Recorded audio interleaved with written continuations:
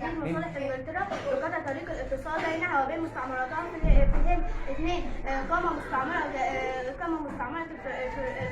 مستعمرة فرنسية في الشرق ويكون مركزها مصر لتعويض الفرنسيين عن مستعمراتهم التي في الجنوب. تمام، يبقى واحد من الحملة الفرنسية عرفنا ايه اسبابها. نيجي نتكلم على جهود الزعامة الوطنية وثورة القاهرة الأولى. ما احنا مالين بالثورات، اتفضلي يا دكتور.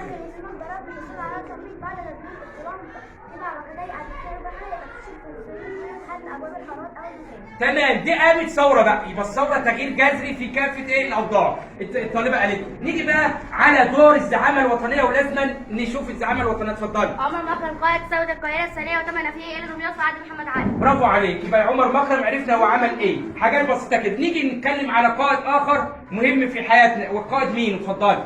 انا يمين قائد الحمله الفرنسيه على مصر بعد رحيل كلاب. شكرا، يبقى ايه مين عرفنا بنفسه. نيجي بقى على الزعامه الوطنيه في مصر والقائد محمد قريب. انا محمد قريب لازم وجه الحمله الفرنسيه على مصر. تمام، وجه الحمله الفرنسيه، دي جهود جميل. نيجي بقى على القائد نابليون قائد الحمله الفرنسيه في مصر. اتفضل. انا قائد نابليون بونابرت قائد الحمله الفرنسيه في مصر. تمام، عرفنا ايه بنفسه. نيجي بقى على مرحله اخرى في تاريخنا العظيم وهو كليبر. عمل ايه؟ اتفضل. كليبر قائد الحمله الفرنسيه بعد رحيل نابليون. شكرا، بعد رحيل ايه؟ نابليون. نيجي بقى على محورين هامين في حياتنا. القائد نيلسون عمل اصل حاجه في اسكندريه. اتفضل.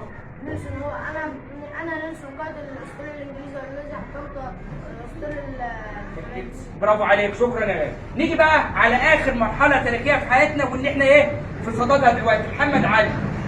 اتفضل، عرفنا بنفسك. محمد علي ولية على مصر عام 1805 بعد رحيل الحمله الفرنسيه. شكرا، بعد رحيل الحمله ايه الفرنسيه. يبقى الخلاصه يا ولاد اللي انا عايز اقدر عليكم اللي كان ده عمل مسرحي خاص بمراحل هامه في تاريخنا العظيم تحت اشراف مجموعه فرسان التاريخ، وعملوا انشطه صفيه اهيت عاملين ايه العصور بتاعتهم.